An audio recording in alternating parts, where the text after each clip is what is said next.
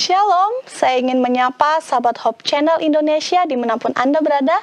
Selamat malam dan selamat datang dalam acara Obsesi Hati, obrolan seputar suami istri yang sehat dan rohani bersama saya, Dian Pangandaheng.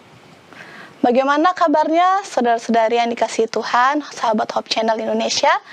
Saya berdoa kita semua dalam keadaan sehat dan baik-baik saja. Sekalipun kita merasa tidak baik-baik saja, merasa masalah dalam kehidupan kita, khususnya dalam rumah tangga, Anda berada dalam acara yang tepat. Karena acara ini akan membahas khusus masalah rumah tangga. Dan seperti biasa moderator kita, seperti biasa narasumber kita yaitu Pendeta Jonathan Kuntaraf yang akan memberikan materi nasihat yang sangat berharga. Tanpa berlama-lama lagi, saya ingin menyapa narasumber kita yaitu keluarga Pendeta Jonathan Kuntaraf dan Ibu Kathleen Kuntaraf. Shalom, selamat malam. Halo, selamat siang dari Jerman. Selamat siang untuk di Jerman, Pendeta dan Ibu Pendeta. Iya. Oke. Saat ini kita akan membahas suatu topik yang sangat menarik ya, perkawinan sepupu. Apa itu? Kita sudah tidak sabar lagi membahasnya secara detail. Tapi sebelumnya kita akan bersatu di dalam doa. Mari kita bersatu dalam doa. Bapa kami yang bertamu kerajaan surga, terima kasih Tuhan untuk waktu yang indah bersama-sama saat ini Engkau berikan kepada kami membahas suatu topik yang menarik dalam rumah tangga. Pimpin pendeta dan ibu yang akan membawakan materi ini dan semua pemirsa yang menyaksikan, biarlah kami mendapatkan berkat yang sama. Terima kasih ya Tuhan, dalam nama Tuhan Yesus, amin. Amin. Oke, saya serahkan materi yang akan disampaikan oleh pendeta dan ibu. Silakan pendeta dan ibu.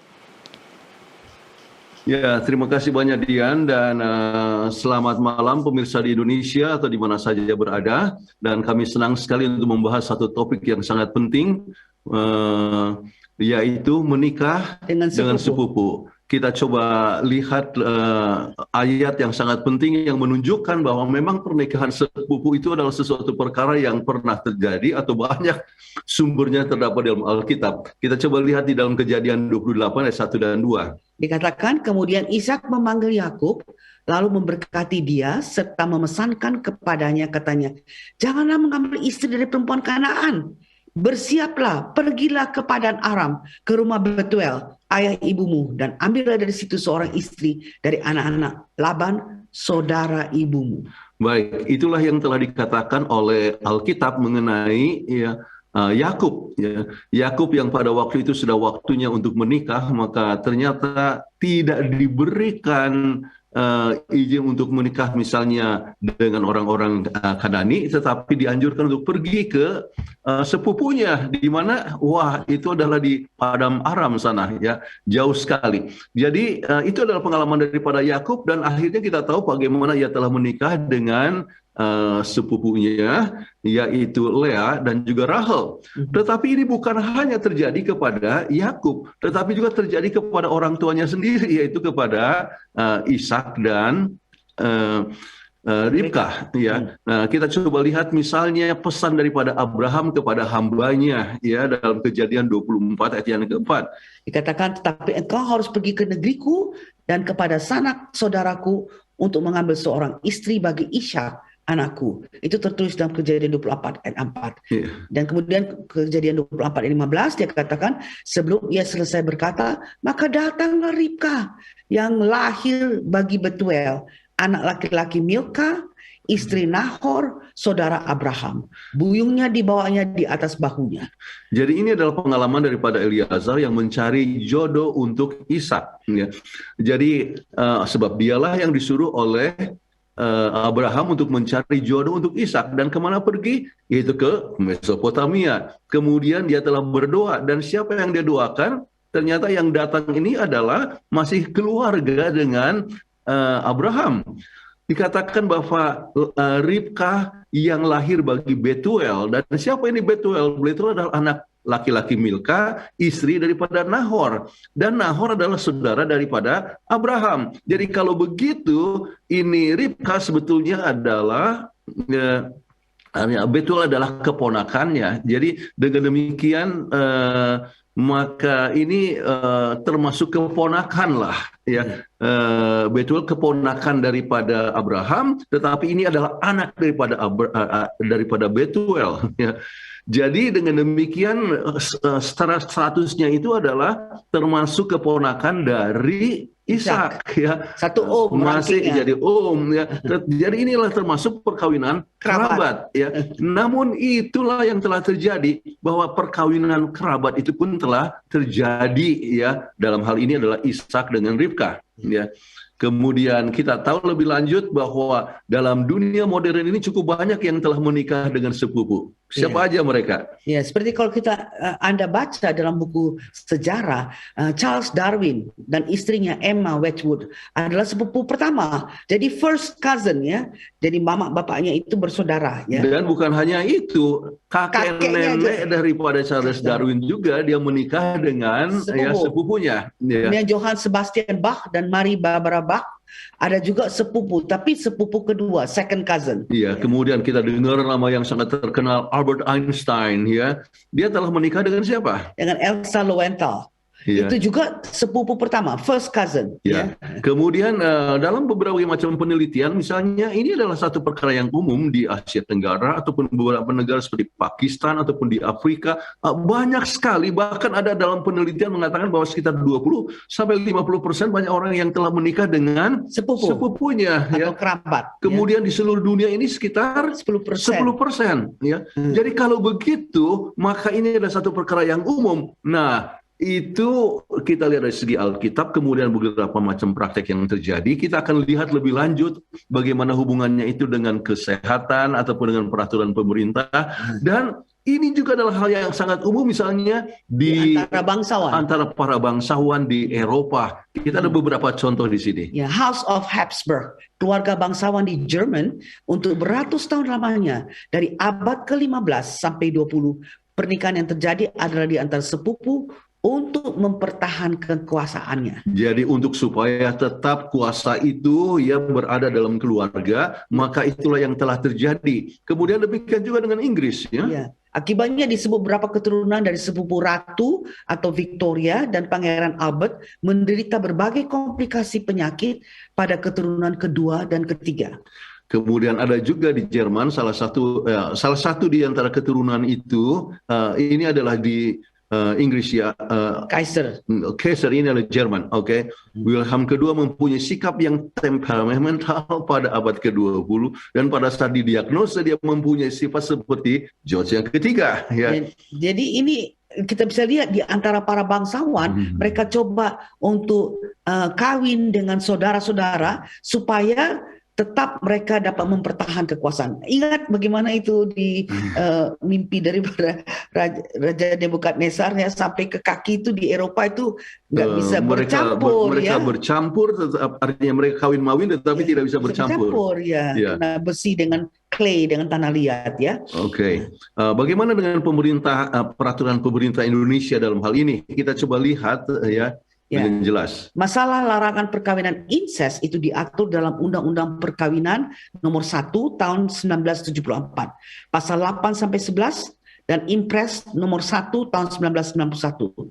Incest biasanya terjadi di antara apakah saudara laki-laki dengan adik kandung atau tiri, ayah dengan anak kandung atau anak tiri, ayah dengan anak angkat atau anak yang diadopsi, kakek dengan cucu, paman dengan keponakan kandung atau tiri. Jadi ini merupakan satu hal yang pemerintah, artinya peraturan pemerintah menyebutkan bahwa ini adalah satu perkara yang tidak boleh dibuat, sebab disebut incest, oke, dengan hal yang disebutkan tadi. Dan sebetulnya itu berdasarkan Alkitab juga, misalnya dalam Imamat 18 ayat yang ke-6, apa yang dikatakan di sana? Dikatakan, siapapun di antaramu janganlah mengambil seorang kerabatnya yang terdekat untuk menyingkapkan auratnya. Akulah Tuhan. Jadi memang sudah dikatakan jangan mendekati. Jadi mendekati akan kerabat. Kemudian siapa yang dimaksud dengan kerabat di situ? Maka kalau Anda membaca di dalam seluruh pasal daripada buku Imamat 18, itu berbicara mengenai kakak dan adik, atau orang tua dengan anak, ataupun juga dengan keponakan, ataupun juga kakek dengan cucu dan sebagainya. Itu adalah sesuatu perkara yang tidak boleh dibuat, ya, sesuai dengan apa yang dikatakan oleh Alkitab. Namun kalau kita lihat secara peraturan pemerintah, ya, kita sebutkan di Indonesia bahwa itu tidak boleh kecuali kalau misalnya itu adalah sepupu, ya, sepupu dalam peraturan Indonesia itu boleh. Tetapi kalau di Amerika ada juga beberapa negara bagian, ya, yang berbeda, ya. Kan kita ada 50 negara bagian dari Amerika, ya. 20 di antara 50 itu mengizinkan boleh kawin, ya, kalau umpamanya sepupu itu boleh kawin. Tapi 24 negara bagian melarang, nggak boleh, nggak boleh. Sama sekali tidak boleh. Tetapi ada 6 negara bagian yang mengizinkan dengan syarat. Ya. Kita coba lihat syaratnya. Ya. Apa syaratnya? Syaratnya katanya kedua-duanya, suami dan istri, harus di atas umur 50 tahun. Jadi kemungkinan untuk dapat 50 tahun, ada yang di atas 55, ada yang 65 tahun. Ya, tergantung negara bagiannya, karena ada 6 negara, ya. Kemudian salah satu atau keduanya tidak subur secara permanen. Jadi mereka harus cek, ya, apakah suaminya sudah vasektomi atau istrinya sudah tubal ligation, itu baru boleh kawin. Kalau nggak boleh, supaya kemungkinan untuk dapat keturunan itu nggak ada. Dan di samping itu mereka sudah harus mendapatkan counseling genetik. Counseling. Nah, apa yang maksud dengan 50 atau 55, 65 tergantung kepada negara bagiannya, ya. Ada beberapa negara yang mengizinkan, misalnya kalau Anda di California, banyak orang Indonesia di sana, di California boleh, ya, menikah sepupu itu boleh, ya. Tetapi ada beberapa negara bagian harus kalau di atas 55 atau 65 dan sebagainya. Jadi kita bisa lihat bahwa peraturan pemerintah itu bisa bermacam-macam. Juga, padahal itu di Amerika, ya. Oke, nah sekarang kita mau coba lihat. Kalau misalnya Anda berminat untuk menikah sepupu, apakah ada keuntungannya? Ya, kita coba lihat keuntungan pernikahan sepupu. Ya, yang pertama kan kalau sepupu itu kan dia punya saudara juga, saya punya saudara. Jadi sudah kenal satu sama lain dari kecil. Nah, itulah keuntungannya. Nggak susah menyesuaikan diri kan. Itu tante saya, itu apa, semua sama. Dan kadang di samping itu kadang-kadang semua anggota keluarga mendukung hingga perkawinan itu dapat lebih langgeng, ya, oleh sebab dukungan daripada keluarga. Apalagi ada acara adat dan sebagainya, sehingga kemungkinan untuk bercerai itu tidak mudah. Ya. Oleh sebab itu melibatkan akan keluarga. Seluruh keluarga. Jadi ada keuntungannya, jadi lebih langgeng itu keluarga. lebih bisa bertahan lama perkawinannya, ya. Kemudian yang kita lihat yang ketiga, keuntungan ketiga adalah setiap ada rencana perceraian melibatkan keluarga besar. Ini banyak sekali kita lihat. Sudah mau bercerai, jangan kamu begitu, bikin malu aja. Ini kita kan bersaudara-saudara, saudara sama saudara, masa mau bercerai lagi. Jadi pokoknya percentage untuk divorce atau perceraian itu jadi berkurang karena kawin dengan sepupu. Ya. Kemudian salah satu keuntungan yang lain adalah mempererat akan persaudaraan. Jadi saya ingat waktu saya punya sepupu mau dinikahkan dengan sepupu yang lain. Kemudian papa saya yang sebagai perantara dikatakan supaya hubungan kita lebih erat. Jadi mempererat hubungan satu sama lain itu adalah salah satu, ya, daripada keuntungan daripada pernikahan dengan sepupu, ya. Saya juga teringat ada waktu itu kita sepupu kami belum menikah, jadi datang teman saya bilang, itu sama ini aja lah, katanya. Terus saya bilang, loh, kita kan sudah berfamili, sudah. Iyalah, maksudnya supaya lebih dekat familinya, katanya. Iya. Oke. Kemudian ada keuntungan yang lain, ya. Jadi sering ekonomi itu dapat lebih stabil, ya. Ini menurut salah satu penelitian yang dibuat oleh Drew Bailey, ya, seorang psikolog dari Carnegie Mellon University di Pittsburgh. Jadi dikatakan, ya, ekonomi akan lebih stabil. Nggak lari kemana-mana, uangnya tidak akan kemana-mana. Di situ aja. Kemudian kita lihat keuntungan yang keenam untuk menikah dengan sepupu adalah harta keluarga akan tetap berada dalam keluarga. Jadi nggak kemana-mana uangnya, tetap itu ini kan tante punya uang, ini om punya uang, sama aja kita masih tetap punya uang, harta kita masih ada di sini. Baik. Kemudian salah satu hal keuntungan yang lain, wah ini harus bagaimana kesehatannya? Iya, nanti Iya, diterangkan kita akan ya. dibahas, tapi dikatakan bahwa ada baik untuk kesehatan Ada jantung. baik untuk kesehatan Ya. jantung ya, karena ada kehilangan gen APOC3 ya. Iya. Nah, itu dapat menurunkan resiko penyakit jantung. Nah, bagaimana caranya? Nah, inilah kita mau terangkan ya. Penelitian dari Universitas Pennsylvania tahun 2017 ya, di mana di Pakistan mereka justru mempelajari perkawinan antara kerabat yang terjadi banyak sekali di Pakistan ya, antara perkawinan sepupu itu sangat umum sekali. Nah, anak dari pernikahan tersebut biasanya nggak ada gen APOC3 ya. Nah, gen ini apa fungsinya? Fungsinya itu untuk dia menginduksikan untuk terbentuknya hypertriglyceridemia. Jadi artinya triglyceride-nya makin tinggi. Kalau triglyceride-nya makin tinggi, maka dia mudah terjadi aterosklerosis atau penyempitan atau pembuluh darah itu bisa menyempit sehingga bisa terjadi penyakit jantung, ya, heart attack dan sebagainya. Jadi kalau untungnya kalau orang itu married dengan Sepupu atau keluarga. ya, dia tidak memiliki gen APOC3 ya. Jadi dia makan banyak saja, apa saja dia mau makan yang berlemak itu nggak jadi masalah. Karena tidak bisa menyebabkan terjadi aterosklerosis. Jadi untungnya resiko untuk penyakit jantung itu bisa diminimize. Ya. Oke, ini satu hal yang termasuk keuntungan. Ya. Tetapi kita coba melihat kepada kerugian ya, sebab banyak orang katakan, wah saya dengar banyak sekali kerugiannya daripada perkawinan dengan sepupu. Ya. Nah, apa saja itu? Ya, yang pertama ya tidak memiliki saudara yang banyak. Habis itu aja. Tante dia, tante saya. Dia punya ipar saya. Semua jadi saudaranya itu aja, nggak bertambah banyak. Ya. Iya. Kemungkinan kelainan jin pada anak itu bisa terjadi. Nah, inilah yang sering dikhawatirkan oleh banyak orang. Ya, Oke. ya. Nah, dalam hal ini kita perlu mendalami lebih lanjut akan apa yang disebut ilmu genetika. Ya. Ya, pernikahan dengan sesama kerabat keluarga sampai sejauh sepupu dengan grandparents yang sama, artinya neneknya kakak adik ya, disebut dengan consanguineous marriage. Apa? Con itu artinya sama, sanguine itu artinya darah. Jadi secara umum consanguineous marriage itu kalau mau kita terjemahkan secara bebas adalah perkawinan sedarah. Nah, itu. Nah, oleh sebab perkawinan sedarah, maka dengan sendirinya banyak sekali persamaan-persamaan daripada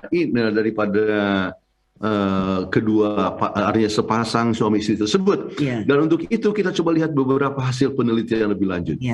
Sementara orang-orang dalam satu keluarga memiliki proporsi materi genetik yang sama, maka suami istri yang memiliki hubungan kerabat dekat memiliki risiko membawa materi genetik yang sama.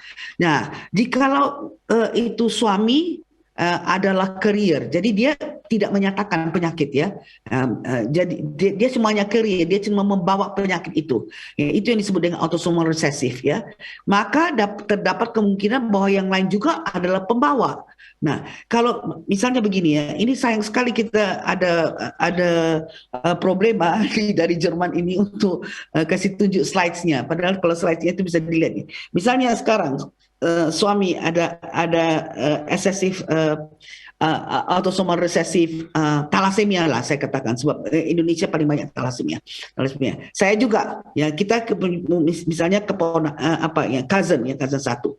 Nah, kan untuk mendapatkan baby itu, mendapat keturunan harus setengah dari suami dan setengah dari istri kan ya. Jadi kalau umpamanya setengah daripada genetik atau autosomal resesif itu bergabung dengan itu, berarti dia nanti akan menjadi penyakit anak itu.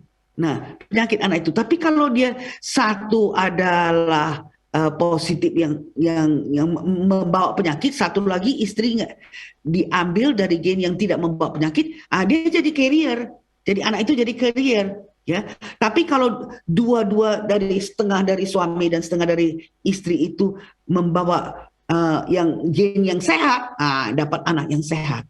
Nah, ini satu hal yang sering terjadi. Oke, kita ambil contoh dari apa yang disebut autosomal. Ya, itu tadi saya sudah terangkan tentang talasemia. Talasemia itu adalah satu kelainan di mana dia punya hemoglobin itu nggak bagus, ya, nggak bagus dia punya kualitasnya, sehingga dia kekurangan. Kan hemoglobin itu perlu untuk ngambilkan oksigen supaya.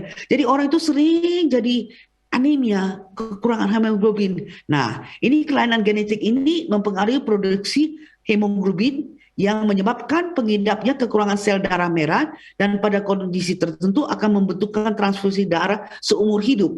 Ya, apalagi kalau dia talasemia mayor, ya itu berat. Jadi dia mesti terus di transfusi darah sebab dia punya HB selalu rendah. Nggak bisa bawa oksigen. Nah, Oke. Sekarang kita lihat ya. Kemudian kita coba lihat bagaimana cara untuk mencegah talasemia ini. Ya, talasemia yang kebanyakan di Indonesia ini adalah perkawinan karena sepupu ini ya. Ya, salah satu upayanya mencegah talasemia adalah dengan screening, ya, genetic screening untuk mengenali karier atau pembawa sifat yang disebut juga talasemia minor. Ada minor, ada major, ya.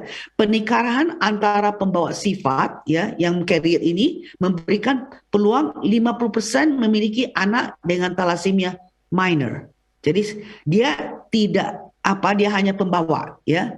Dan 25% dengan talasemia mayor. Ini yang memerlukan transfusi darah. Sampai kadang-kadang kasihan kita lihat kalau pasien-pasien yang talasemia itu, splinnya itu lipanya gede banget, ya. Karena dia harus selalu men-screen, ya, itu sel-sel darah yang nggak bagus, ya. Jadi kasihan sekali, ya. Nah, screening talasemia ini menurutnya juga perlu untuk dilakukan jika ada saudara kandung atau yang ring 1, yang sepupu pertama itu, ya, mengidap talasemia mayor. Waduh, makanya ini profesor dia yang menjelaskan ini, dia bilang lebih bagus kita telusuri kalau di keluarga itu ada yang talasemia mayor. Ya, sebab artinya kalau ada talasemia mayor berarti ada ini orang tuanya ini pasti talasemia minor, tapi sama-sama autosomal resesifnya itu bergabung. Jadi pasti bapak mamanya itu di atas sana, autosononya itu ada yang mendapat penyakit talasemia. Jadi itu harus ditelusuri. Ya. Oke. Kemudian kita lihat lebih lanjut tentang keadaan di Indonesia.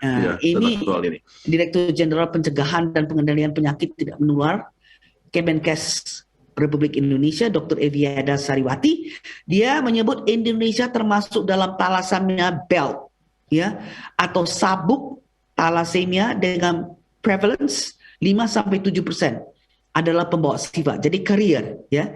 Ini artinya ada sekitar 14 juta penduduk Indonesia pembawa sifat dari populasi yang ada. Ya, artinya adalah pembawa sifat talasemia. Jadi fakta lainnya adalah bahwa 50% saudara kandung atau kita katakan ring pertama, sepupu yang pertama adalah pembawa sifat. Kata Dr. Evida, ini baru aja dia sampaikan presentasinya ini dalam konferensi pers Hari Talasemia Sedunia, yaitu tanggal Oktober, ya. Iya, ini adalah 10 Mei 2022. Mei 10, ya. Terbalik dari 10/5/2020. Jadi barusan aja ini. Jadi kita bisa lihat bagaimana mengerikan untuk mendengarkan ini. Ya. Kita sekarang masuk kepada kerugian yang ketiga adalah meningkatnya penyakit keturunan. Ya, dalam hubungannya seperti apa yang baru saja dibahas, ya. Dan misalnya kita lihat bahwa apa yang menyebabkan peningkatan penyakit keturunan tersebut? Banyak penyakit keturunannya. Tapi karena di Indonesia adalah talasemia adalah yang paling gede, ya, paling besar, ya. Makanya tadi saya terangkan lebih banyak mengenai talasemia. Ada hidrosefalus, ada yang kerdil karena nggak bisa pertumbuhannya, organ menyatu, ya. Ada cystic fibrosis. Jadi dia punya lendir itu nggak cair, ya. Lendirnya itu kayak lem yang pekat. Jadi akhirnya dia punya itu membentuk kantong-kantong itu dengan ada lendirnya, ya, sesak napas lah. Pokoknya kasihan sekali, albino dan lain-lain, ya. Jadi ya, lagi-lagi diterangkan ada 3 kemungkinan. Ya, pertama, anak akan mengidap penyakit tersebut. Anak itu akan dapat talasemia. Ya, Ini itu adalah 25%. Iya. Tapi ada, jadi kalau misalnya ada 4 anak ya, 4 anak. Jadi satu anak itu pasti bisa dapat, kalau dia yang autosomal resesifnya bersatu dari bapak dan mama, jadi dia jadi kemungkinan untuk dapat talasemia. Jadi itu 25%, satu. Terus ada 50%. Jadi yang kedua dan ketiga anaknya ya oke aja, nggak nampak, nggak talasemia, tapi dia adalah carrier. Jadi membawa penyakit yang ketiga. Dan yang satu lagi 25% itu yang sehat. Nggak ada, karena dia gen yang sehat dari bapak dan gen yang sehat dari mama itu yang ada. Nah, itu untung syukur sekali. Dan kita sangat sedih sekali kalau lihat ya bagaimana ini consanguineous marriage itu atau perkawinan sedara itu ada ya sampai 3 anak berturut-turutnya meninggal. Kenapa? Karena semua tiga itu adalah yang penyakit, dapat penyakit. Jadi dia bilang, aduh sedih sekali. Dia bilang, dan kemudian penyakitnya adalah yang kerdil itu salah satu di antaranya. Jadi nggak bisa berkembang, bayinya nggak bisa berkembang. Jadi mati waktu melahirkan. Sedih sekali karena dia langsung mengaku, kami memang suami istri adalah sepupu. Ya. Kemudian kita lihat bahwa ada rata-rata daripada DNA pada perkawinan sepupu itu ya banyak sekali persamaannya. Misalnya untuk sepupu pertama, maka persamaannya itu ada sekitar 12,5%. Tetapi untuk sepupu yang kedua, persamaan daripada DNA-nya itu lebih kurang. Berapa persen? 3,13. Tapi untuk sepupu yang ketiga itu hanya 0,78%. Ya. Nah, sepupu yang keempat lebih turun lagi, 0,20%. Iya. Sepupu yang kelima hanya 0,05%. Dan sepupu yang keenam hanya 0,01%. Jadi dengan demikian bahwa makin jauh, makin turun ke bawah. Jauh ya, maka hubungan genetik yang dimiliki manusia itu sudah tidak lagi sama ya. Jadi itu penting sekali untuk diketahui bahwa kalau masih sepupu, kemungkinan persamaan daripada DNA-nya itu sangat banyak. Ya, sangat besar sekali. Ya. Oke, dan apa yang terjadi bila banyak persamaan DNA? Ya. Deoxynucleic acid ya, semakin besar persamaan genetik, masalah muncul itu akan semakin besar pula. Ini dijelaskan ya, perbedaan materi genetik akan membantu melindungi seorang dari penyakit tertentu. Ya, jadi kalau umpamanya kita tidak bersaudara, ya saya misalnya ada autosomal resesif yang jelek lah, pokoknya genetik yang jelek bahwa ini, suami kan karena nggak bersaudara, dia bisa menutupi. Ya, tapi kalau semuanya dua-dua itu datang dari rumpun yang sama, pria memiliki kerentanan terhadap penyakit tertentu, perempuan yang memiliki susunan gen berbeda bisa membantu mencegah penyakit tersebut. Tapi kalau tidak, justru itu akan mempererat dan kemungkinan akan jadi besar. Jadi hal ini tentu berbeda ketika ayah dan ibu memiliki DNA serupa. Akibatnya 4-7% anak-anak yang lahir dari pernikahan dengan sepupu pertama bisa memiliki cacat lahir. Cacat lahir. Dengan sendirinya ini adalah salah satu perkara yang kita sama sekali kendaki. Nah sekarang faktor yang lain yang bisa terjadi, yaitu ini adalah mengenai kerugian menikah dengan sepupu, adalah kegagalan proses melahirkan. Apa yang terjadi adalah sepupu juga bisa meningkatkan risiko masalah dalam melahirkan. Resikonya bagaimana? Sama dengan kalau kita melihat pasien-pasien yang melahirkan pada usia 40 tahun. Ya, jadi ada komplikasinya seperti begitu ya.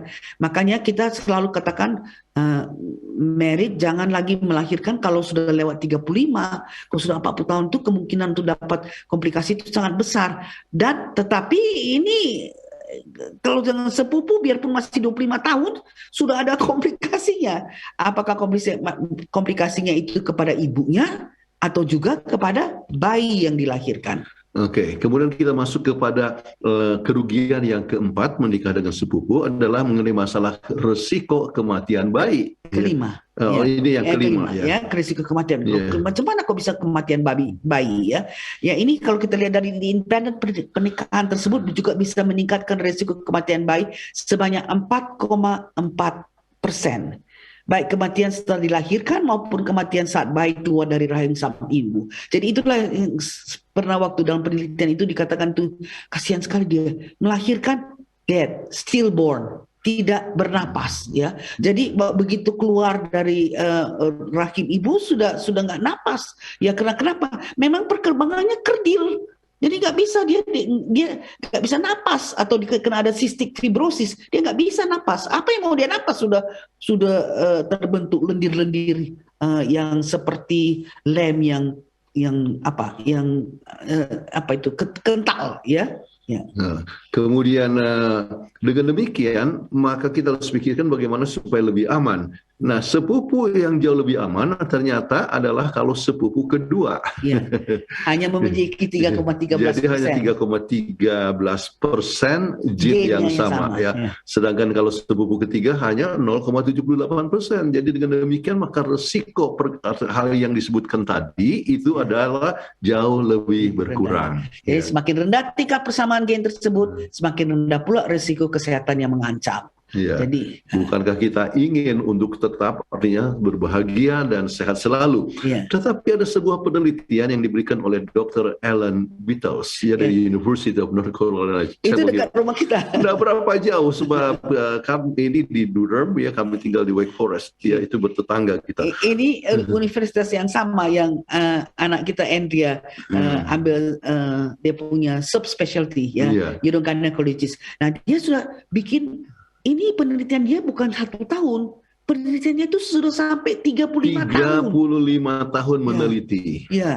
Dia meneliti tentang kesehatan dari perkawinan sepupu yang mengatakan masalah genetik itu dia bilang terlalu dibesar-besarkan. Wah, ini kalau begitu good news ya bagi orang yang mau fall in love dengan jatuh cinta dengan sepupu dikatakan bahwa itu berita itu dibesar-besarkan sebab kemungkinannya itu masalah genetik itu hanya 3-4% lebih tinggi daripada populasi umum ya. Jadi tidak sebanyak seperti yang dikatakan itu. Ini menurut Dr. Ellen Beatles ya. Ini peneliti yang 35 tahun loh. Jadi dia bukan hanya ambil 1 tahun aja orang punya ini enggak. Dia memang sudah meneliti dengan cukup panjang ya. Nah, ia bilang yang keuntungan yang tidak terduga ya.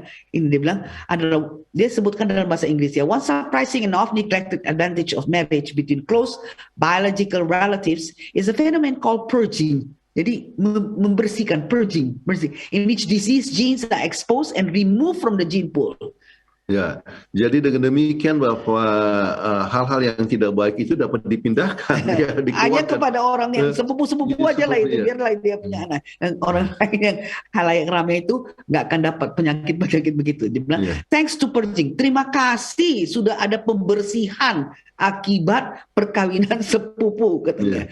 Marriage between close relatives in early populations would have kept the prevalence of genetic disorders low. Jadi kalau nggak kita misalnya orang itu kita tidak biarkan makin bertambah banyak kan. Jadi tapi karena kita perbolehkan mereka married ya, mereka boleh menikah, maka itu penyakitnya ke keluarga-keluarga itu aja. Jadi itu yang dikatakan dengan purging atau pembersihan. Oke.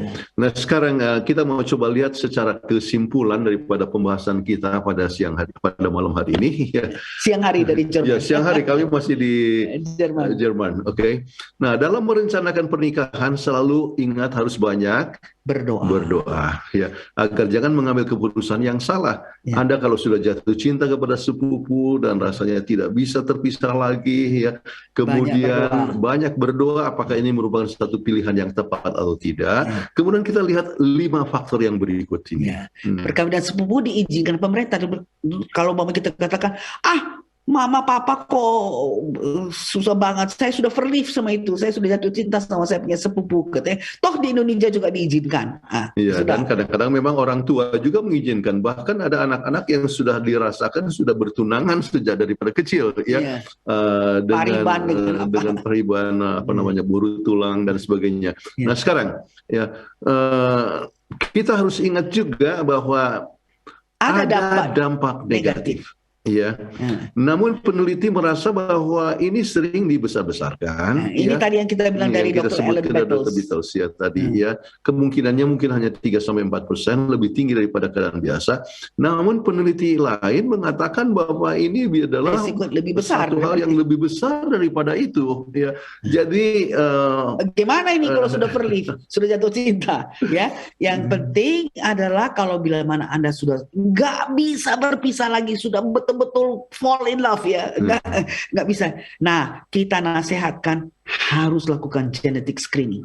Nah, itulah yang sangat penting. Itu yang penting. Ya. Sangat bijaksana untuk buat genetic screening ya. Jangan Anda teruskan lebih dahulu kalau ternyata bahwa risikonya akan besar. Yeah. Buat apa Anda menikah padahal Anda akan dapatkan kemungkinan anak pertama meninggal, anak kedua meninggal dan anak ketiga sebagainya. meninggal, ya. Jadi harus ada genetic screening lebih dahulu ya sebelum melangkah lebih lanjut. Ya, Ya. kita tahu ada juga keuntungan menikah dengan sepupu. Tapi ingat, masalah genetik itu tidak bisa diabaikan. Ya, supaya keuntungannya yang akan dicapai, tetapi kemudian yang kerugiannya itu tidak akan kita peroleh. Kemudian pada prinsipnya secara kesehatan ada juga perkawinan sepupu yang menguntungkan. Dan seperti tadi yang kita bilang sebutkan soal APOC3, ya, nggak jadi wah. Bisa makan es krim, bisa makan apa yang berlama-lama aja karena dia tidak ada jin. Tidak akan menyebabkan dia ada arteriosklerosis. Ada arteriosklerosis, bersih aja dia itu. Dia jadi makan seenaknya, dia nggak mungkin untuk dapat apa artinya serangan jantung, ya. Oke. Baik, demikianlah pembahasan kita sekarang. Kita harapkan bahwa semua boleh belajar dari pernikahan sepupu ini, ya. Supaya apapun yang direncanakan boleh memberikan kemuliaan bagi nama Tuhan.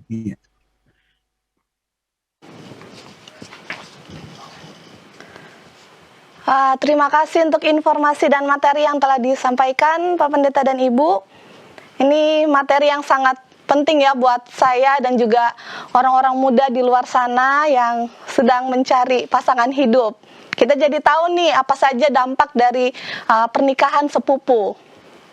Jika pemirsa punya pertanyaan mengenai materi yang baru disampaikan, bisa langsung menghubungi call center yang tertera di layar kaca Anda, atau bisa langsung komen saja di live chat, Facebook, ataupun YouTube. Kita akan rehat sejenak, jadi jangan kemana-mana, tetap di Obsesi Hati, obrolan seputar suami istri yang sehat dan rohani.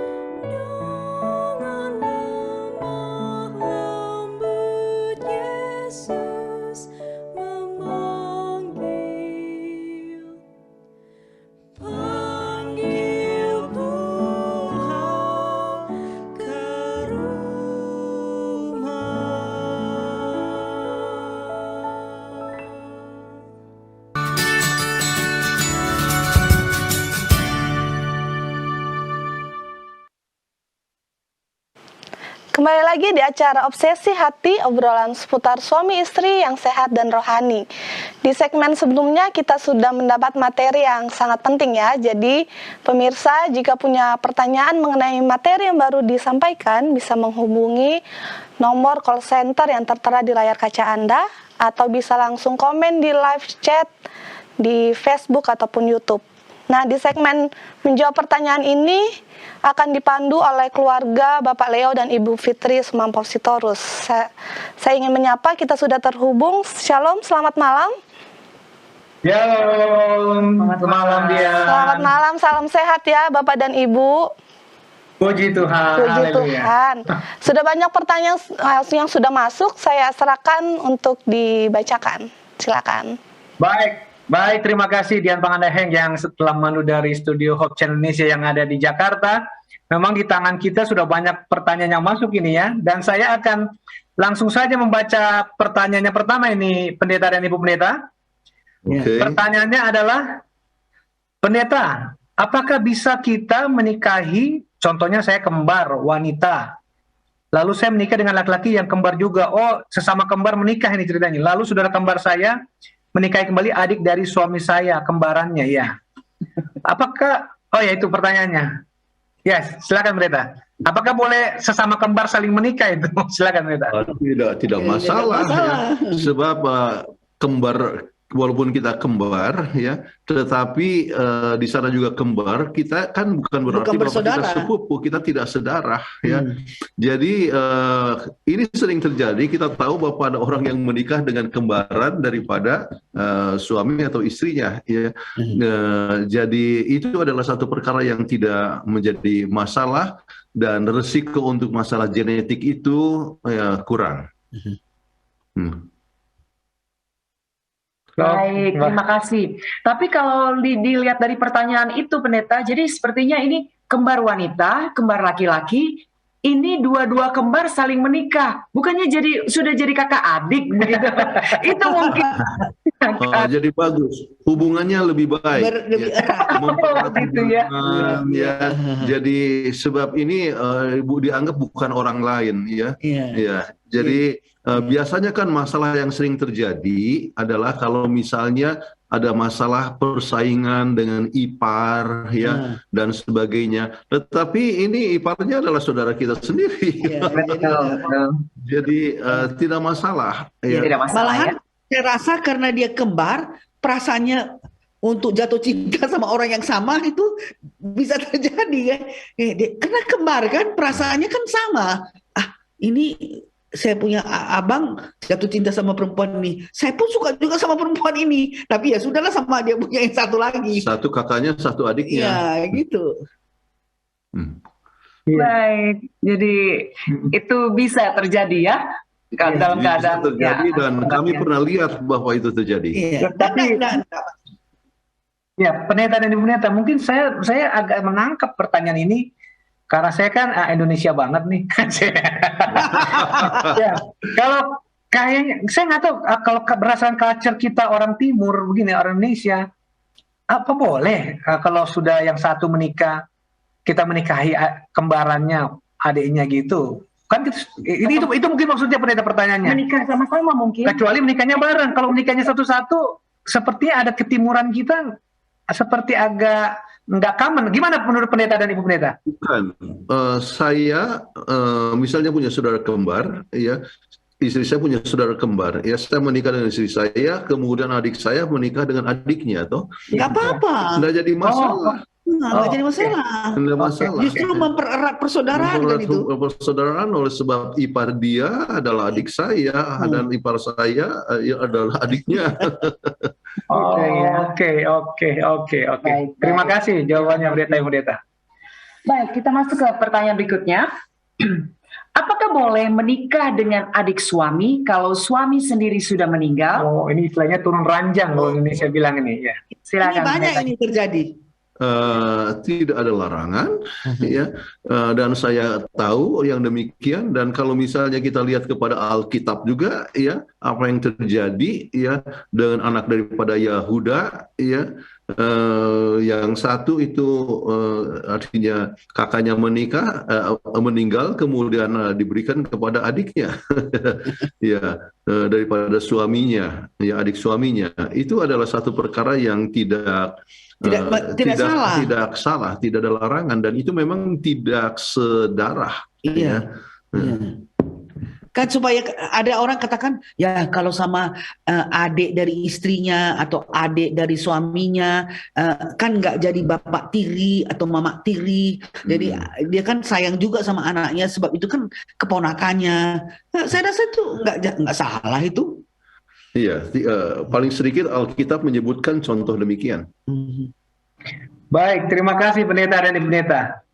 Ini pertanyaan berikut saya rasa sama ini ya. Kalau sesama ipar bisa menikah nggak pendeta? Tadi sudah bisa ya jawaban pendeta ya, dan ibu pendeta ya. Oke, baik, saya lanjut ke pertanyaan berikut. Pendeta, pas sekali materi ini sama kisah saya sekarang. Saat itu saya menjalin hubungan dengan pasangan saya dan usut punya usut, kita ternyata punya tali persaudaraan. Kalau mau dijelaskan bakalan sulit. Ini pasti orang Batak nih biasanya nih. Intinya kita ada hubungan persaudaraan. Bagaimana ya pendeta? Nah, silakan pendeta. Saya rasa tengok saudaranya, saudara bagaimana? Apakah ini sepupu pertama atau sepupu second cousin atau apakah third cousin? Kan tadi sebagaimana sudah diterangkan bahwa kalau makin rendah dia punya ini punya usut berarti ini sudah entah ke-7 kali atau ke-8. Ini bukan berarti bukan sepupu pertama. Iya, Ya, kalau sepupu pertama nggak perlu diusut lagi. Ya. Iya. Tetapi saya ambil contoh, saya punya papa dengan mama itu adalah sepupu 2 kali. Ya, jadi mereka tahu kemudian ya dijodohkan. Dijodohkan, kemudian untunglah anaknya baik-baik seperti saya. Hanya bergurau ya. Tetapi untunglah sampai saya bersaudara 9 orang, nggak ada yang ada masalah. Ya. Puji Tuhan. Dan memang orang tua saya masih sepupu 2 kali. Ya. Baik, terima kasih jawabannya pendeta. Pertanyaannya ini, bagaimana suami yang menikahi mantan istri sepupunya pendeta? Jadi agak ribet ya pertanyaannya. Saya juga lagi mikir dari tadi. Ini karena perkawinan sepupu jadi agak pusing moderatornya memikirkan. Jadi dia menikah dengan mantan istri sepupunya. Oke. Silakan dari pendeta. Jadi rupanya istrinya sudah meninggal begitu. Ya. Menikahi Sepupu laki-lakinya udah meninggal kayaknya pendeta. Sepupu laki-lakinya. Jadi sepupu laki-lakinya meninggal, ada istri dan dinikahi oleh nggak jadi masalah kan, nggak bersaudara. Itu di situ tidak serumpun, ya. Sebab betul adalah mantan istri, dari sepupu,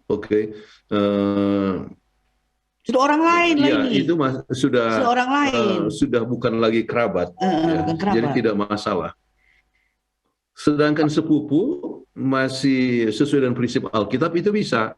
Namun resikonya adalah seperti yang kita sebutkan tadi. Genetik tadi ya, pendeta ya, segala macam itu ya. Oke, baik, terima kasih pendeta dan ibu pendeta. Ini ada pertanyaan dari Bandung. Melihat plus minusnya pernikahan sepupu, apakah dianjurkan pernikahan sepupu atau ada hal yang harus diperhatikan jika harus menikahi sepupu? Nah, silakan pendeta dan ibu pendeta. Oke.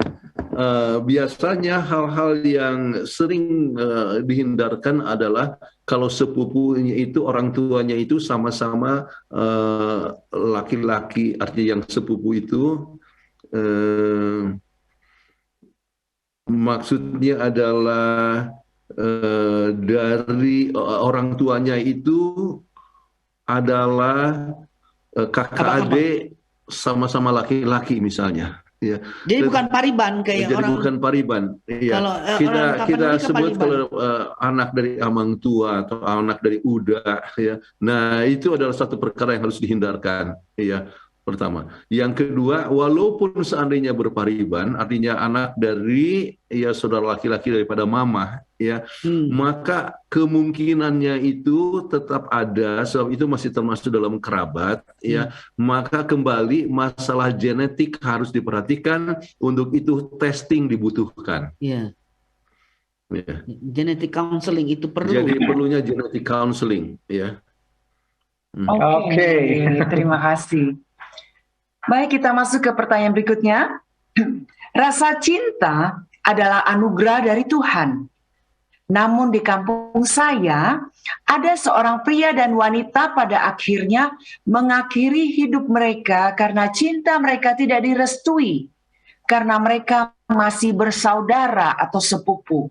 Pertanyaannya, apakah dalam hal ini cinta mereka yang salah, atau memang takdir dari Tuhan untuk tidak mempersatukan mereka? Oh, ini kayak Romeo and Juliet ini. Silakan. Aduh kasihan juga ya kita- sampai bunuh diri ya. Kita tidak mempercayai kepada takdir. Oke, itu hal yang kita perlu ingat, ya. Jadi bukan oleh sebab takdir itu adalah kalau masing-masing menyelesaikan artinya bunuh diri dan sebagainya, itu adalah pilihan pribadi. Oke, itu adalah pilihan pribadi. Kadang-kadang orang tidak sampai tidak sanggup untuk mengatasi Problema. masalah emosi yang telah terjadi. Iya. Jadi sekarang ini tidak direstui. Pertanyaan adalah hal ini cinta mereka yang salah, ya. Tergantung, ya, mereka itu kalau seandainya dalam sistem Tapanuli sebetulnya kalau sepupu, ya, masih bisa untuk menikah kalau asalkan bahwa misalnya anak ini atau yang laki-laki yang perempuan adalah Anak daripada pamannya, ya. Jadi itu masih bisa, ya. Jadi tetapi kalau misalnya ini kebetulan adalah satu hal yang tidak boleh, ya. Misalnya kita sebutlah orang tuanya kakak ada laki-laki, kemudian anak-anaknya itu jatuh cinta, itu memang tidak boleh. Nah, jadi bukan cintanya yang salah, tetapi mungkin pendidikan dari kecil harus diingatkan, jangan sampai menikahi atau mencintai seorang yang tidak boleh untuk menikah, ya. Dan itu kadang-kadang ada yang menikah, bahkan kami ada cerita teman baik yang kakak adik, tapi nggak tahu kakak adik, tidak tahu bahwa mereka itu kakak adik. Ya, kenapa? Sebab diangkat anak oleh keluarga yang lain, ya. Diangkat anak, kemudian sama-sama ke Amerika, kemudian jatuh cinta, sampai memang mukanya pun mirip, ya, sifat-sifatnya itu mirip. Kemudian waktu diketahui oleh kedua orang tuanya tidak boleh, akhirnya dikasih tahu. Tapi sudah terlambat. Dan mereka harus memendam perasaan itu, dan sangat menyakitkan sekali. Sangat menyakitkan. Saya sampai sedih lihatnya. Sebab waktu itu terus yang laki-laki itu sampai menikah dan bapaknya bilang, kamu datanglah lihat ini, kamu punya abang kamu yang menikah. Dia bilang, loh, bukan abang saya, that's my sweetheart, katanya. Saya punya kekasih, bukan saya punya abang, katanya. Tapi ada yang anjurkan sebenarnya mereka bisa teruskan aja, yang penting vasektomi, nggak usah punya anak. Ya. Angkat anak, katanya. Ya, tetapi yang jelas Bapak, itu adalah satu pernikahan yang dilarang, yang dikatakan oleh Alkitab. Ya. Oke, baik. Terima kasih Pendeta dan Ibu Pendeta untuk jawabannya, ya. Memang sedih juga, ya. Sedih dong. Iya, betul. Baik, saya tanya sama dia. Ya, Saya tanya silakan. dia, kamu nggak tahu kamu itu kamu punya abang? Enggak, mukanya kan serupa, ngomongnya pun serupa. Ya saya pikir kayak storybook children katanya. Jadi Jadi kasihan juga memang. Tapi itulah saya rasa kita sebagai orang tua, kalau kita angkat anak, kita harus jujur kasih tahu sama anak itu, kamu adalah anak angkat, tapi kamu jangan kecil hati, karena kalau anak biasa itu terpaksa, itu nggak ada pilihan lain. Tapi kalau kamu anak angkat, kamu adalah pilihan. Nah, jadi dia kan merasa senang. Tapi kan biasa orang Asia nutup-nutup, nggak mau kasih tahu, sampai sudah mau meninggal pun nggak dikasih tahu. Jadi itu yang parah. Iya, betul. Baik, terima kasih Pendeta dan Ibu Pendeta untuk jawabannya. Baik, saya masuk ke pertanyaan berikut nih, sepertinya dari seorang wanita. Tapi kenapa di adat Batak lebih banyak perkawinan marpariban atau sepupu, tapi baik-baik adanya? Bagaimana itu, Pendeta dan Ibu? Jadi kalau itu terjadi, puji Tuhan. Ya, sebab ingat, kan tadi sudah kita terangkan, sayang sekali ini kita dari Jerman tidak bisa share screen, padahal ada dia punya slide, kalau bisa lihat, kalau umpamanya memang dia punya yang bagian jin yang sehat itu dari suami dan istri, combine together, jadi dikombinasikan jadi anaknya sehat. Jadi ada 25% anaknya yang sehat. Jadi kalau memang baik-baik saja ya mungkin bagus, tapi mungkin ada 50% yang career. Jadi nggak nampak dia thalassemia. Nanti berikutnya baru nampak dia membawa gen thalassemia itu kepada turunan berikutnya. So, memang kalau nampaknya baik-baik saja ya mungkin aja baik-baik saja, karena secara genetika begitulah kita bisa terangkan. Satu hal yang baik adalah dalam adat istiadat Tapanuli, sepupu itu ya bukan dia punya orang tua itu bukan abang dan adik ya, tetapi umumnya adalah misalnya artinya kakak adik, tetapi satu laki-laki satu perempuan. Jadi dengan demikian itu gennya yang persamaannya itu makin berkurang. Lebih berkurang. Ya. Baik, terima kasih banyak untuk penjelasannya Pendeta dan Ibu. Ya, pertanyaan berikutnya, apakah akibat negatif pernikahan sepupu itu untung-untungan? Karena banyak juga yang baik-baik aja tanpa dampak negatif. Ya, tadi sudah diterangkan bisa ya, kalau resesif dengan resesif itu baru dia terjadi nanti penyakit, tapi ada yang bisa nampak career nampaknya baik-baik aja gitu. Makanya genetic counseling itu sangat penting. Dan untuk itu kita tidak juga sebutkan untung-untungan, kita percaya itulah pimpinan Tuhan yang bisa terjadi ya. Sehingga yang jelek tidak ketemu lagi dengan yang jelek. Sebab kalau yang jelek ketemu dengan yang jelek, jadilah itu anaknya cacat. Dan ada juga itu terjadi kepada perkawinan yang sepupu kan ya. Jadi berdoalah, makanya kita sebutkan prinsip yang pertama adalah berdoa supaya kita mengambil keputusan yang tepat. Kemudian saat yang sama dengan zaman yang modern ini perlunya ada apa yang disebut genetic counseling. Baik, terima kasih Pendeta dan Pendeta untuk jawabannya. Nah, ini pertanyaan berikut. Apakah perkawinan sepupu bisa memperpendek umur anak? Apakah perkawinan sepupu bisa mempengaruhi psikologi anak? Oh, kalau umur mah di tangan Tuhan ya, barangkali ya. Silakan dari pemerintah. Ya. Tetapi kenyataan bahwa ada anak perkawinan yang persis yang jelek ketemu dengan yang jelek, ya, itu yang menyebabkan anak itu memang mati. Jadi apa yang menyebabkan kematian memperpendek umur? Bukan hanya itu, kadang-kadang waktu lahir sudah meninggal, ataupun baru berapa bulan terjadi permasalahan. Iya, jadi memperpendek umur bisa terjadi. Ya, bisa terjadi, ya. Karena penyakit-penyakit itu yang sudah disebutkan tadi. Iya. Kemudian apakah mempengaruhi psikologi anak? Ya, itu tergantung sampai berapa jauh anak itu mengetahui mengenai masalah ilmu genetika. Ya. Jadi kalau misalnya dari kecil dia sudah belajar genetika, wah saya ini adalah anak orang tua yang sepupu, kalau begitu saya ini ada kemungkinan bisa ada masalah dan sebagainya.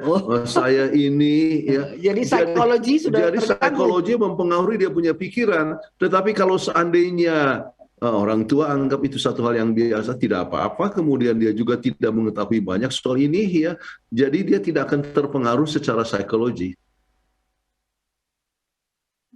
Oke, baik. Terima kasih Pendeta untuk jawabannya. Baik. Pertanyaan berikutnya.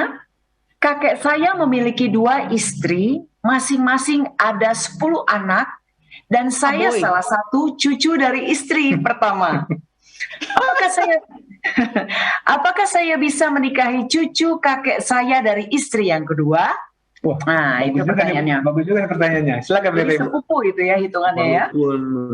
Walaupun satu bapak ini kan, satu bapak tapi 2 istri. Walaupun berbeda ibu, berbeda nenek ya, walaupun berbeda nenek, tetapi sumbernya satu. Iya, karena dari kakek. Yaitu dari kakek yang sama. Jadi ini adalah termasuk dalam ilmu genetika, termasuk kerabat. Iya, kerabat. Ya. Jadi dalam kasus yang demikian, maka kalau Anda teruskan hubungan itu, maka bisa menimbulkan risiko yang cukup besar. Iya.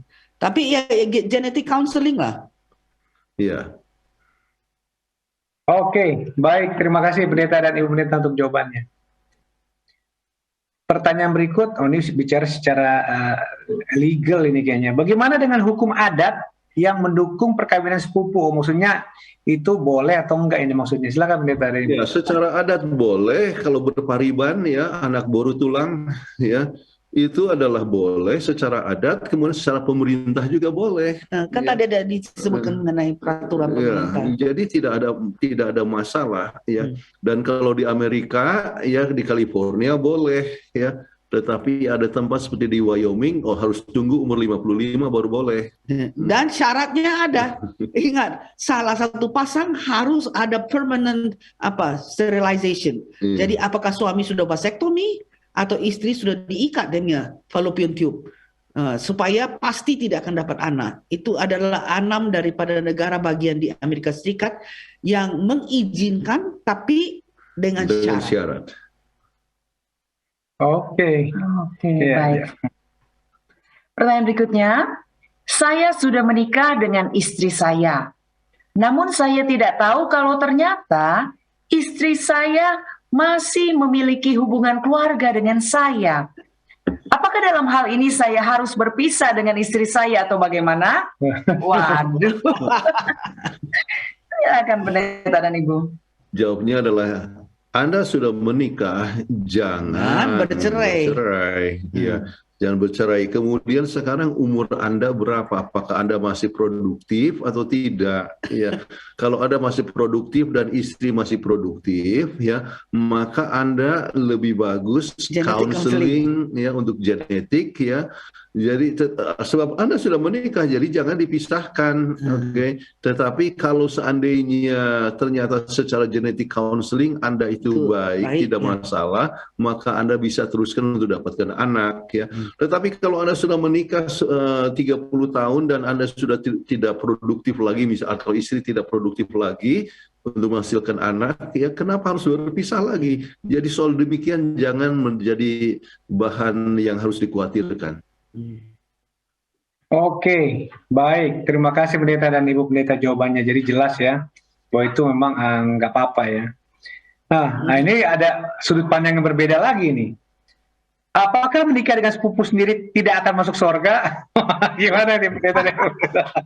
Wah, kalau seandainya yang menikah dengan sepupu tidak masuk surga, maka Yakub dan Rachel dan Lea tidak akan di surga. Ya.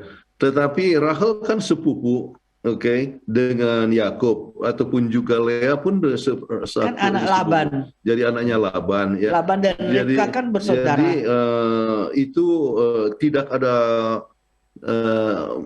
akan menjadi penyebab untuk tidak masuk surga. Ya. Itu pariban ya, kan? Ya. Karena Ribka punya Yakub anak dengan Rachel itu berpariban. Ribka punya anak adalah Yakub. Ya. Dan Laban anaknya Lea dan Rachel. Ya. Oke, baik. Kalau melihat sepupu ini seperti yang Pendeta dan Ibu Pendeta tadi bilang, kalau itu sepupu dari kakak adik laki-laki begitu, saya melihat bahwa ada untungnya kalau kita bawa marga ya. Jadi kalau misalnya seperti saya si Taurus, sebutkanlah saya seorang laki-laki.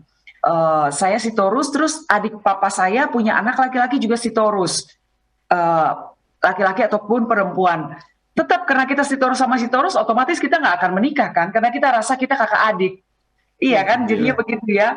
Tetapi kalau sepupu kita dengan saya, dengan anak perempuan, kakak beradik dari misalnya dari papa saya dengan kakak beradik wanita dari papa saya, itu berarti itu kan pariban saya. Nah otomatis itu yang sepertinya memang memungkinkan untuk melakukan pernikahan ya, pendeta dan ibu ya. Iya, lebih memungkinkan ya. Iya, karena otomatis beda family name ya. Ya, family name-nya udah berbeda. Betul. Nah, tapi banyak juga orang yang family name-nya sudah sama, cowok aja kita nggak peduli. Iya benar. Saudara kok katanya dari ujung mana. Tapi sebenarnya kalau family name-nya sama, pasti dari mana? Kalau ditelusuri itu pasti ada ya. Cuma sudah terlalu jauh. Tetapi kalau sudah sepupu ke-7 kali, maka persamaan DNA-nya itu sudah hampir tidak ada. Jadi udah lebih aman untuk mendapatkan keturunan ya. Baik, seperti yang dijelaskan tadi. Terima kasih. Baik, kita masuk ke pertanyaan berikutnya. Seharusnya kalau kita kenal dekat dengan sepupu, pasti kita tidak akan ada rasa suka. Mungkin yang sering terjadi itu adalah karena jauh dan jarang ketemu, yang ketika bertemu membuat timbul rasa suka. Apakah mungkin yang bertumbuh bersama dengan sepupu ya maksudnya, dan ada rasa suka karena nafsu saja? Silakan pendeta dan ibu. Inilah fungsinya harus sering hadir acara keluarga supaya kenal. Betul.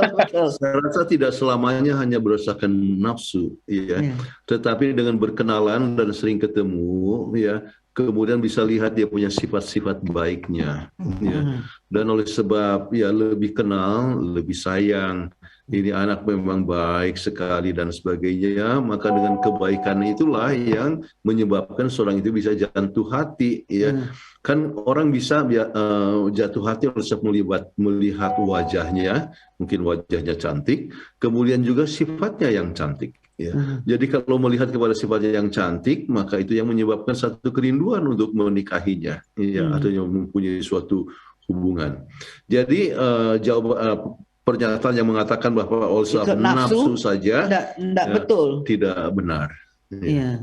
Dan itulah katanya sering sekali terjadi kalau hari raya atau tahun baru, tadinya kan masih kecil-kecil anak ketel, tahu-tahu ketemu sudah jadi wanita cantik ini ya, wah sepupu saya aja, akhirnya jadi jatuh cinta. Makanya sering terjadi setelah hari raya atau Chinese New Year atau tahun baru, kumpul semua saudara-saudara, dia bilang tadi saya tidak perhatikan ini, saya punya saudara ini masih ketel, saya tengok anak ketel, sekarang kok jadi cantik gini. Terus dirapatin, kemudian dia tengok bukan saja cantik secara fisik, tapi juga tabiatnya bagus, dia bisa jatuh cinta. Baik, wah terima kasih pendeta dan pendeta. Ini memang perlunya apa ya, yang seperti yang saya katakan menghadiri acara keluarga ini penting. Ini saya ada satu saksi yang tidak berhubungan dengan pernikahan sepupu. Ada ini keponakan saya, ini kandung, ketemu di jalan nggak saling tegur, nggak kenal mereka. Karena nggak pernah ketemu. Padahal waktu ketemu keluarga, padahal itu sepupu kandungnya, itu kan gawat banget itu. Padahal masih sepupu dekat, tapi dia nggak kenal. Wah, ini saya bilang, ini kalian harus sering datang acara keluarga, saya bilang. Jadi emang penting itu, saya bilang. Iya, memang betul. Baik, terima kasih pendeta untuk jawabannya. Pertanyaan berikut, di kampung saya merupakan sesuatu hal yang tidak biasa untuk menikahi yang ada hubungan darah. Tapi tidak bisa dipungkiri, bisa saja akan muncul rasa suka mungkin maksudnya ya. Apa yang harus dilakukan orang tua kepada anaknya supaya menghindari rasa cinta sedarah ini?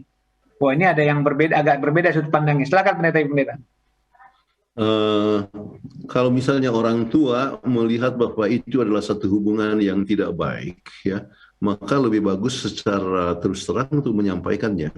Jadi perlunya suatu komunikasi yang baik antara orang tua dengan anak-anak. Ya.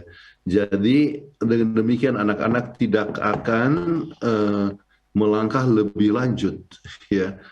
Sebab kalau misalnya sudah tertarik, kemudian anaknya cantik, kemudian sudah emosinya sudah mulai mengenal lagi dan sebagainya, kalau sudah sampai sangat sayang, sering susah sekali untuk dipisahkan, ya. Dan kalau misalnya sudah susah untuk dipisahkan, kalau terjadi artinya dipisahkan, maka akibatnya seperti apa yang disebutkan tadi, Bisa bunuh diri. jadi akhirnya mereka putus asa, kemudian bunuh diri dan sebagainya. Kalau secara kekuatan mental tidak cukup kuat. Jadi orang tua perlu untuk mengambil langkah-langkah yang bijaksana, katakan terus terang, ya. Bahkan kadang-kadang diperlukan waktu, misalnya mungkin anaknya lebih bagus pindah ke tempat yang lain, ya. Jadi tidak pindah sekolah, ya. Jadi dengan pindah tempat dan sebagainya, jadi tidak akan sering ketemu. Sebab biasanya rasa sayang itu dapat timbul oleh sebab seringnya bertemu, ya. Jadi dipisahkan dari tempat dan sebagainya yang memungkinkan, ya, agar kasih sayang itu tidak akan bertumbuh. Baik, terima kasih Pendeta dan Ibu Pendeta untuk jawabannya. Pertanyaan berikutnya, Pendeta dan Mem, kalau sepupu yang orang tua laki-laki dengan orang tua sepupu kita laki-laki saudara, kan diharapkan jangan. Oh, berarti satu marga dong itu ya. Bagaimana dengan keponakan? Karena usia kita dengan keponakan itu tidak beda jauh juga. Ngerti, ya, betul. Jadi ada keponakan kita lebih tua dari kita umurnya malah kalau di orang Batak. Wah. Jadi maksudnya ini mungkin adalah first cousin dengan keponakannya, ya, begitu? Iya. Umumnya adalah satu hal yang harus dihindarkan, sebab ini masih tetap dalam bentuk serumpun, ya. Jadi keponakan, ya, bahkan ini salah satu hal yang disebutkan oleh Alkitab yang harus dihindarkan, ya. Jadi itu adalah hal yang perlu untuk dihindarkan dengan keponakan. Oke, baik. Terima kasih Pendeta dan Pendeta untuk jawabannya. Pertanyaan yang berikut, bagaimana caranya untuk kami yang ada di daerah yang susah untuk menjangkau teknologi tes yang menghindari permasalahan genetik sepupu ini, sehingga kami bisa memutuskan untuk menikah? Oh, kalau di kampung ini kan susah kan ngetes genetik itu. Nah, gimana ini? Pendeta dan Pendeta, bagus juga pertanyaannya. Silakan. Ya, betul, adalah satu perkara yang susah, ya. Namun untuk kebaikan daripada keluarga, maka harus diperlukan untuk genetic test. Kecuali Anda berdua mengambil tekad untuk tidak punya anak. Jadi kalau rencana tidak punya anak, ya, tidak masalah. Jadi bisa. Sebab secara pemerintah, ya, mengizinkan. Oke. Tetapi secara kesehatan ada resiko. Ya. Itulah sebabnya kalau tanpa tes maka ambil tekad tidak menikah atau menikah sesudah umur 55 tahun. Baik, terima kasih banyak untuk penjelasannya, Pendeta dan Ibu. Ya. Pertanyaan berikutnya, anak saya banyak permintaan yang menurut kami orang tua tidak terlalu perlu karena kondisi keluarga kami juga hidup pas-pasan saja. Namun anak saya ini selalu marah kalau permintaannya tidak terpenuhi. Bagaimana mengatasi hal ini, Pendeta dan Ibu? Oh, ini pertanyaan yang lain selain pembahasan kita nih, Pendeta dan Ibu Pendeta.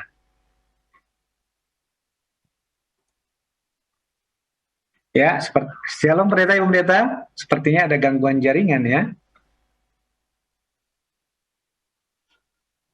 Shalom Pendeta, Ibu Pendeta. Koneksi sepertinya terputus, ya. Ya, agak terganggu koneksi kita. Ya, kita berdoa semoga acara ini boleh berjalan dengan baik dan lancar, ya. Betul. Dan seperti yang disampaikan tadi di dalam diskusi, bahwa pernikahan sepupu itu memang resikonya di dalam kesehatan. Iya, ya, betul. Karena ada penyakit genetik yang bawaan itu ya. Itu dia. Apalagi sepupu pertama, ya first cousin istilahnya di situ ya. Itu memang sangat dekat. Hubungan darah dan segala macam itu memang sangat riskan untuk kesehatan, apalagi mempunyai keturunan. Iya. Dan hasil survei juga telah menyatakan. Lagi. Tadi seperti ada pertanyaan yang dibacakan kemudian tiba-tiba signalnya hilang. Iya. Ya, silakan diulang pertanyaannya. Jadi bisa diulangi lagi pertanyaannya.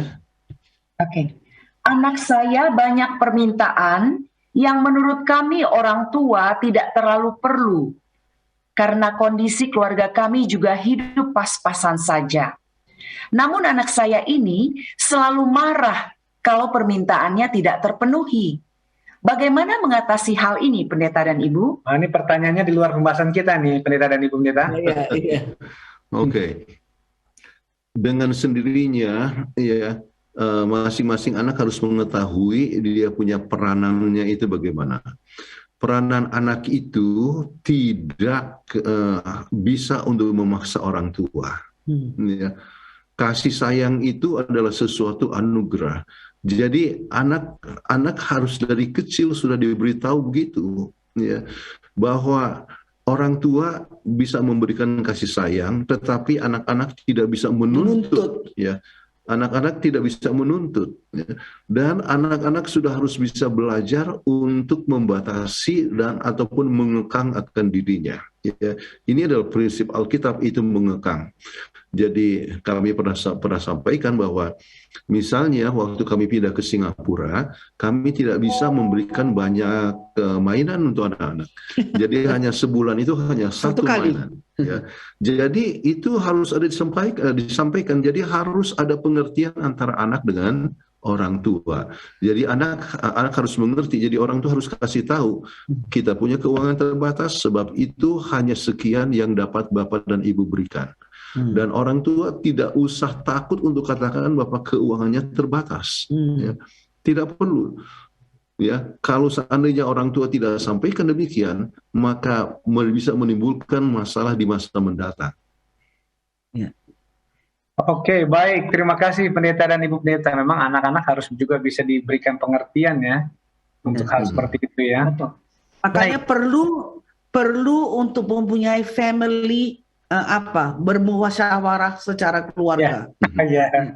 Diskusi ya, family discussion ya. Karena Ibu Pendeta ngomong itu, saya selalu saya tersuka karena di kami ada rapat keluarga itu. Kalau anak saya, kalau yang paling kecil dia bilang, ayo kita rapat keluarga, senang dia. Rapat keluarga. Dan ini juga usulan dari obsesi hati dari Pendeta dan Ibu Pendeta Kutaro. Oke, baik. Iya. Baik, ini ada pertanyaan berikut. Ini kembali lagi ke pembahasan kita nih, Pendeta. Anak saya telah memutuskan menikah dengan sepupunya. Sebagai orang tua, kami akhirnya menerima keputusan mereka. Sekarang yang menekan kami adalah lingkungan yang kurang menerima situasi itu. Apa yang harus kami lakukan untuk menghadapi lingkungan ini? Ini tekanan lingkungan ini. Silakan, Pendeta dan Pendeta. Nah, lingkungannya ini adalah siapa? Ya. Kalau itu dari pihak keluarga, ya, biasanya ini tergantung kepada adat istiadat setempat. Ya. Ada adat istiadat tempat yang memang mendukung, ada juga adat istiadat tempat yang tidak memberikan restu. Ya. Jadi paling sedikit harus ada pengertian yang penting yang dapat diberikan kepada lingkungan tersebut. Ya. Jadi misalnya pengertian itu bagaimana? Secara agama bagaimana? Bisa atau tidak?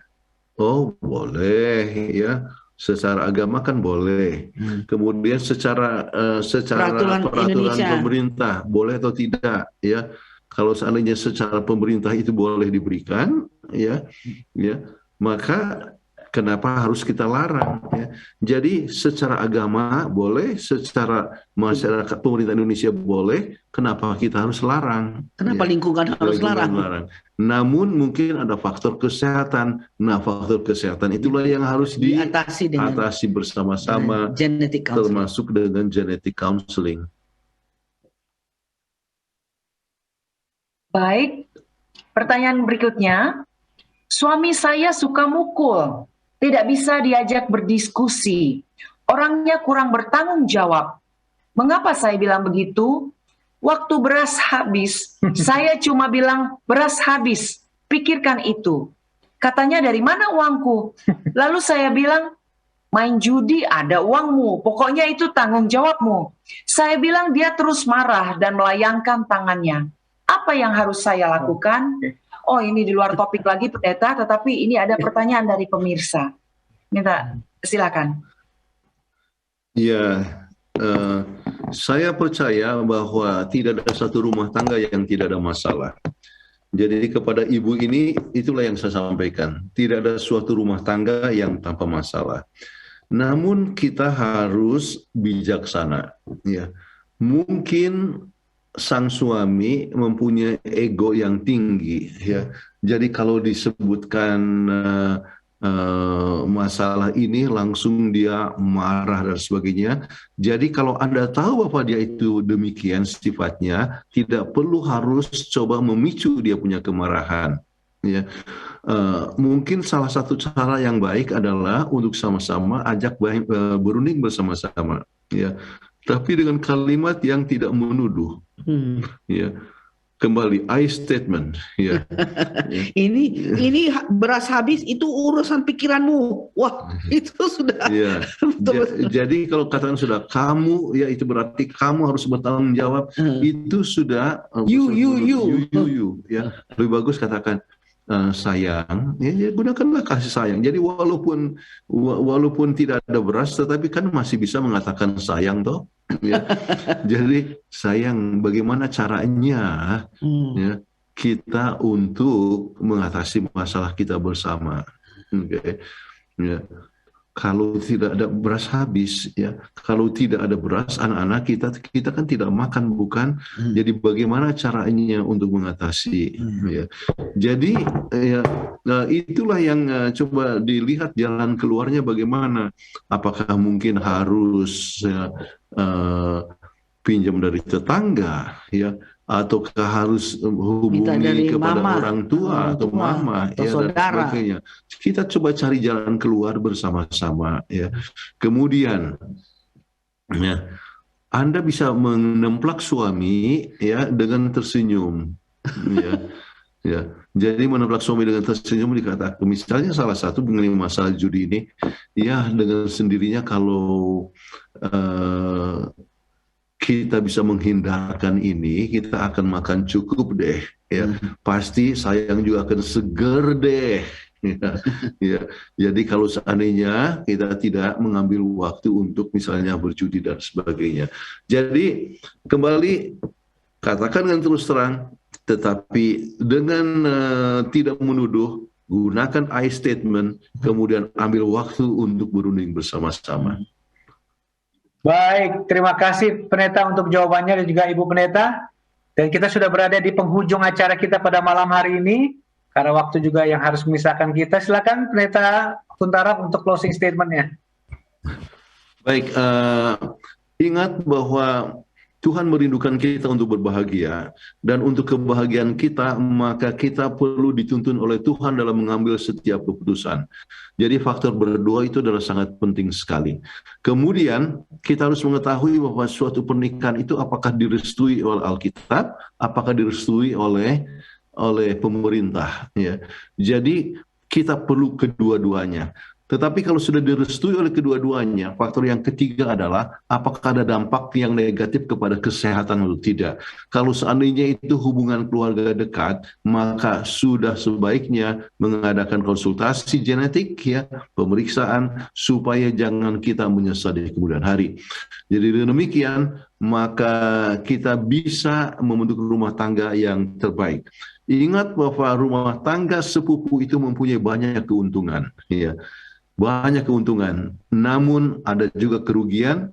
Supaya kita bisa memaksimalkan keuntungan, mengurangi akan negatifnya, maka perlunya counseling, perlunya doa dan konsultasi dan persetujuan daripada masyarakat sekitar. Baik, terima kasih banyak Pendeta. Kami mengundang Ibu Kathleen Kuntaraf untuk membawakan doa tutup. Baiklah, sama-sama kita berdoa. Bapa kami yang bertata dalam kerajaan sorga, kami merasa terima kasih bahwa Tuhan telah memimpin kami, biarpun kami di Jerman dan keluarga Semampau di Bekasi dan juga ada Hope Channel di Jakarta. Ada sedikit jaringan yang tidak baik, tetapi kami masih bisa melaksanakan presentasi mengenai kebaikan dan keburukan daripada menikah dengan sepupu. Biarlah kami dengan para pemirsa yang telah mendengarkannya, bila mana ada mendapat persoalan ini, bisa mengikuti nasihat yang terbaik, sebab kami tahu ini adalah diperbolehkan oleh Alkitab, diperbolehkan juga oleh pemerintah, namun biarlah mereka saling mencari jalan keluar dengan mengambil genetic counseling supaya keturunan yang akan diperoleh bukanlah merupakan sesuatu yang menyusahkan keluarga, tapi merupakan sesuatu yang mengembirakan keluarga. Terima kasih Engkau telah mendengarkan doa kami. Kami serahkan ini di dalam nama Kristus, Juru Selamat dan Penebus kami. Amin. Amin. Amin. Baik, terima kasih pendeta dan pendeta untuk pembahasan yang telah dibawakan pada malam hari ini. Sampai jumpa Senin depan. Tuhan berkati dan sehat selalu. Ya. Baik, saat ini kami kembali mengembalikan acara Obsesi Hati ini ke Studio Hope Channel Indonesia di Jakarta dengan Dian Pangandai. Kami persilahkan Dian. Terima kasih keluarga Bapak Leo dan Ibu Fitri Semampau Sitorus. Sehat selalu dan sampai jumpa di episode berikutnya.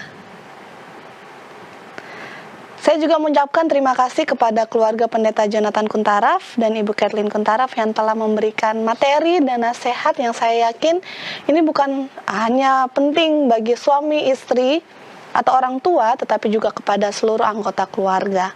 Jika Anda ketinggalan tayangan pada malam hari ini, Anda masih bisa menyaksikan melalui siaran parabola TV kabel IndiHome channel 870 atau melalui akun YouTube Obsesi Hati. Jadi jika Anda punya pertanyaan atau usulan topik apa yang ingin dibahas di episode selanjutnya, bisa meninggalkan komentar di kolom komentar.